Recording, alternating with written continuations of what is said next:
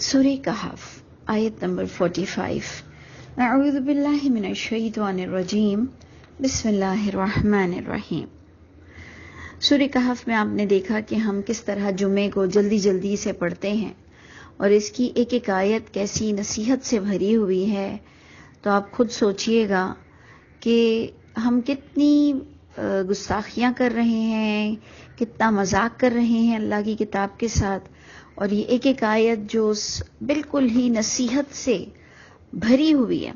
اب آپ نے دیکھنا ہے کہ جب باغ والوں کا قصہ بتایا گیا اور اس میں شرک کا بھی ٹاپک تھا اور اس میں آپ نے دیکھا کہ اللہ کی اتھارٹی کا بیان تھا، اور ہمیں بہت ہی ایک سمجھنے والی بات ملی کہ ایک سچی بات بھی اگر ہو تو وہ کرتے ہوئے کسی اور کو ڈیگریڈ کرنا، کسی اور کی کو حقیر کرنا، بے شک آپ اس سے بڑھ کر ہیں، آپ کا گھر، آپ کا مال، آپ کی شکل، آپ کے بچے، آپ اس سے بڑھ کر ہیں، لیکن دو کے کمپیریزن میں اس طرح کی باتیں کرنا اور کسی کو کمتر ثابت کرنا، یہ بڑی بری بات ہے. اللہ ہم سب کی برائیوں کو ہم سے دور فرمائے.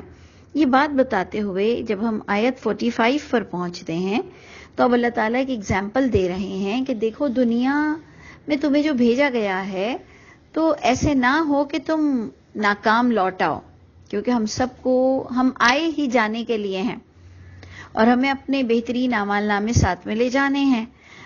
45 آیت وَاضْرِبْ لَهُمْ مَثَلَ الْحَيَاةِ الدُّنْيَا. اللہ تعالیٰ بیان فرما رہے ہیں ان کے لیے، اور بیان کرو ان کے لیے مثال دنیا کی زندگی کی. کماءٍ، دنیا کی مثال کس سے تعبیر کی گئی؟ پانی سے. ماءٍ، کہ جیسے پانی. انزلناہ من السماء، کہ وہ جو آسمان سے نازل ہوتا ہے، اس کی مثال ہے دنیا کی زندگی. فاختلط بہ نبات الارض، تو خوب مل جل جاتی ہے اس پانی سے نباتات زمین کی. وہ ہم بھی دیکھتے ہیں کہ پانی گرتا ہے پھر رل مل جاتا ہے زمین میں، نباتات اس سے گہری ہوتی ہیں. فاصبح ہشیما، اور پھر وہ جہاں ہری ہوتی ہے وہاں پھر پیلی بھی پڑتی ہے، بھس ہو جاتی ہے، سوکھ جاتی ہے. تذروہ ریاح، اور پھر تم دیکھتے ہو کہ اس کو ہوا اڑا لے جاتی ہے. تو اب آپ نے اور میں نے سیٹنگ کرنی ہے اپنی اپنی سوچ کے مطابق. اس کا مطلب اللہ تعالیٰ وہ بات بتا رہے ہیں جو عام انسان بھی اس ایگزامپل کو سمجھ سکے گا. یہ صرف عالموں کا کام نہیں ہے، یہ قرآن عام انسانوں کے لیے ہے، اور اس کی ایگزامپل ایک عام انسان بھی سیٹ کر سکتا ہے کہ پانی سے ہی زندگی ہے، وہی بھی آسمان سے نازل ہوتی ہے. اور تم جو اس دنیا کے پیچھے اگر آخرت کو کھو رہے ہو تو یہ تمہاری بہت بڑی غلطی ہے، غلط فہمی ہے. کہ اللہ فرماتے ہیں کہ کس طرح سے تمہیں جوانی ملتی ہے، تم بھرپور جوانی میں اتنے سخت مزاج ہو جاتے ہو اور اتنے گھمنڈی اور اتنا لگتا ہے کہ تمہارا غرور تو کہیں سما ہی نہیں رہا. تو ہر ایک کے لیے یہ پوزیشن ہے کہ وہ ہرا بھرا ہو کے پھر پیلا بھی پڑے گا، بوڑھا بھی ہوگا، پھر مرے گا بھی، پھر مٹی میں مٹی ہو جائے گا. اور اللہ فرما رہے ہیں اس کے پیچھے اپنی آخرت مت برباد کرو. وَكَانَ اللَّهُ عَلَى كُلِّ شَيْءٍ مُقْتَدِرًا، اور اللہ تو ہر چیز پر قدرت رکھنے والے ہیں. مقتدرہ، قدرت رکھتے ہیں. اچھا جی، قدرت تو رکھتے ہیں لیکن اللہ ہمارے اعمال نامے پر اپنا فیصلہ جاری کریں گے. اللہ تعالیٰ ہمارے لیے قدرت رکھتے ہوئے بھی غلط فیصلہ نہیں کریں گے. یہ ہے قدرت رکھنے والے کا انصاف، کہ وہ تو قدرت رکھتا ہے کہ میں نیک بھی ہوں لیکن وہ مجھے جہنم میں ڈال دے. ایسا نہیں ہو سکتا. میں اور آپ ایمان لائیں اور اللہ ہمارے ایمان کو قبول نہ کرے، ایسا نہیں ہو سکتا. اللہ قدرت والے ضرور ہیں، اللہ ناانصافی نہیں کریں گے. تو یہ چیزیں بھی سمجھنی ہیں. لیکن آگے والی آیت اور موسٹ امپورٹنٹ ہے کہ اللہ فرماتے ہیں المال والبنون زینت الحیات الدنیا، کہ یہ جو مال ہے اور بنون ہے، اولادیں ہیں. ادھر انہوں نے خاص بیٹے کا ذکر کیا، جبکہ بیٹا بیٹی اس کو ہم دیکھیں نا، ہم بیٹی کو پھر کہتے ہیں میرا بچہ، ہم فیمیل کو، ہم مؤنث کو پھر یہ کہتے ہیں کہ میرا بچہ. لیکن ہم لڑکے کو میری بچی نہیں کہتے ہیں. یہ ایک اصول ہے، ادب اور زبان کا اصول ہے کہ جو مذکر ہوتا ہے وہ سب پہ چلا جاتا ہے. یا ایھا الذین آمنوا میں مرد بھی جاتے ہیں، عورتیں بھی جاتی ہیں. جیسے پبلک میں مرد بھی جاتے ہیں، عورتیں بھی جاتے ہیں. تو بنون میں بھی جب ایک سب سے خطاب ہو رہا ہے، میں بھی کسی کی اولاد ہوں، میری بھی اولاد ہے، تو یہ سب سے خطاب ہو رہا ہے کہ سنو، غور سے سنو کہ مال اور اولادیں جو ہیں یہ زینت الحیات دنیا ہے، یہ دنیا کی زندگی کی سجاوٹ ہے. آپ دیکھیں کہ ہم آج کل ان اولادوں کے پیچھے حرام حلال کی تمیز نہیں رکھتے ہیں. ہم ان کے پیچھے اتنے مر جاتے ہیں کہ جیسے کوئی اللہ نے ہمیں ان کو پالنے کے لیے پیدا کیا ہے، جبکہ یہ ہماری زندگی کی سجاوٹ ہے. سجاوٹ ایک حد تک رہتی ہے کہ ان کے پیچھے اللہ کو بھلایا نہیں جاتا، ان کے پیچھے غفلت نہیں برتی جاتی. اور ان کو جب ہم نے پیدا کیا اپنے بطن سے، بے شک وہ اللہ کے حکم سے پیدا ہوئے ہیں، لیکن ہمارے بطن سے ہوئے ہیں، تو اب اس کی ذمہ داری ہم پر بھی ہے، بلکہ بہت ساری ذمہ داری ہم پر ہی ہے.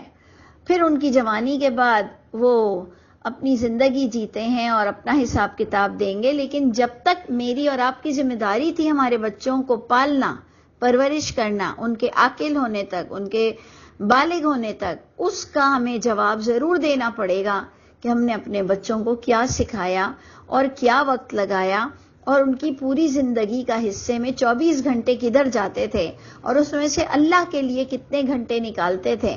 دیکھیں، لوگوں نے، ہمارے بڑوں نے تجوید پڑھانا ضروری سمجھی، یعنی عربی سے قرآن پڑھانا ضروری سمجھا، جبکہ ہم غیر عربی تھے اور یہ ہمیں قرآن کو عربی سے پڑھنا ایک بڑا ٹف معاملہ تھا، بہت ہی مشکل کام تھا، لیکن ہم نے اسے الحمدللہ آسان کر دیا ساری ماؤں نے، کیونکہ ان کے لیے یہ عزت کی بات تھی کہ میرے بچے نے قرآن کو ختم نہیں کیا. آمین کرانا ہوتی تھی ہمیں، اور وہ بھی بچپن ہی میں. اور جو مائیں بچپن میں بچوں کو قرآن نہیں پڑھاتی تھیں ان کو بڑی بے عزتی کا سامنا کرنا پڑتا تھا.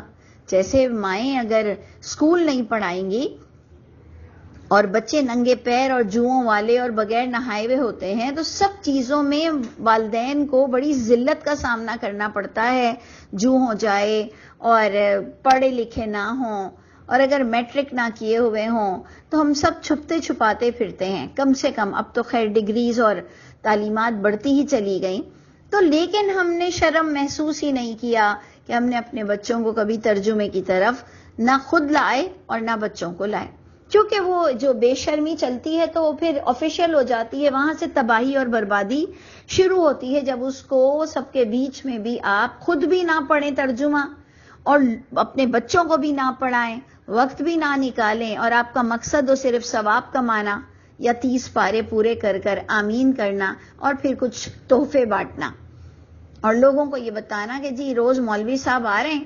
ہم ہی نے ان کو، مولوی صاحب کو، یہ پیشہ دے دیا. ہماری ہی غلطی ہوئی کہ ہم نے اپنے بچوں کے لیے روز کا ایک رکوع پڑھنے کے لیے مولوی صاحب باندھ دیے، تو وہ سب ہم نے اپنے ہی سارے پیروں پہ کلاڑی ماری ہے. ہم نے اپنے بچوں کو ترجمے کی سمجھ ہی نہیں دی کیونکہ ہمارے پاس بھی نہیں تھا. تو دیکھ لیجئے کہ کہاں ہم اپنے آپ کو بھی غارت کر رہے ہیں، اپنے بچوں کو بھی تباہ و برباد کر رہے ہیں. تو آپ نے غور کرنا ہے کہ اللہ نے فرمایا یہ جو مال اور اولادیں ہیں یہ سجاوٹ ہے دنیا کی زندگی کی.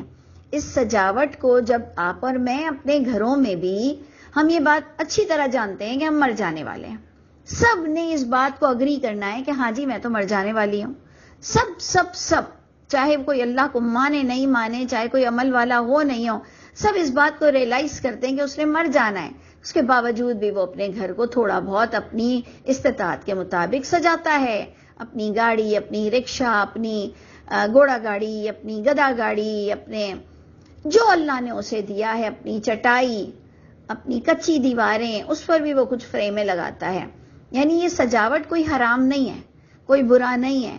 اپنے کپڑوں کو اچھا سا سلاتا ہے، اپنے چپل کچھ بھی چاہے سستے بھی ہوں، اچھے صاف ستھرا رہنا، نہا دھو کر پہننا، سب کو سجاوٹ سے تسلی اور سکون ملتا ہے، حرام نہیں ہے سجاوٹ.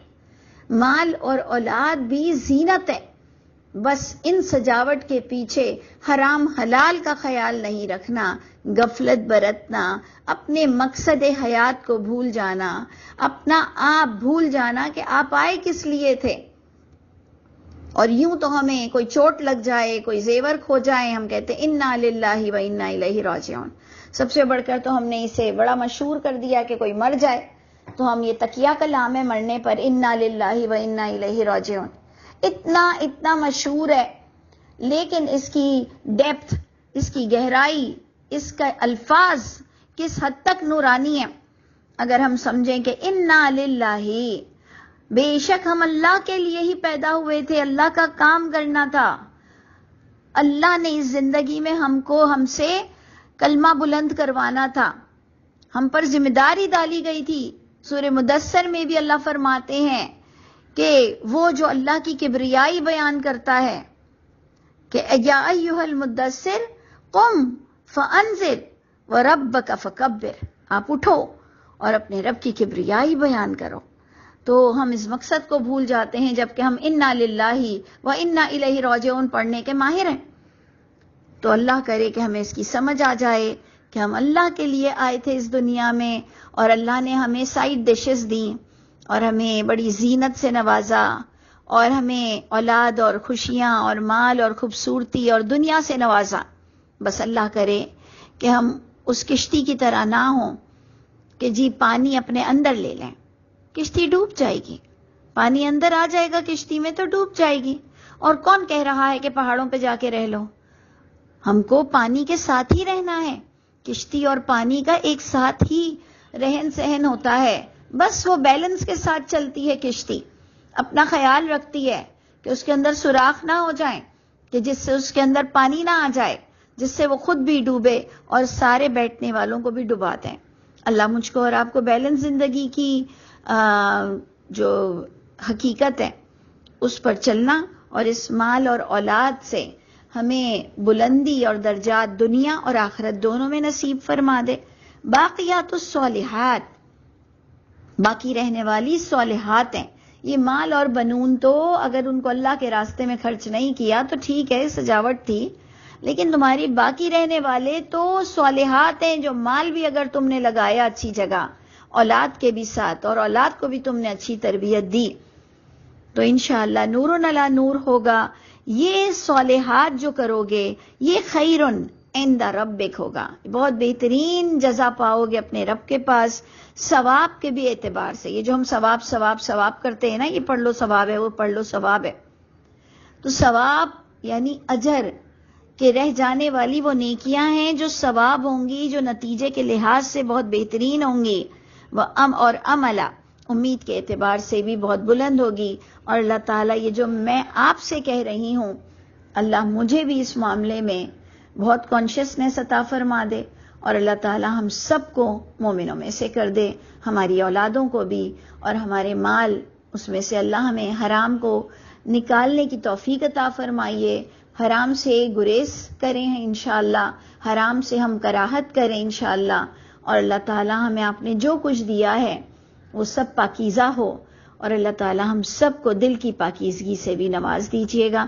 السلام علیکم ورحمۃ اللہ وبرکاتہ.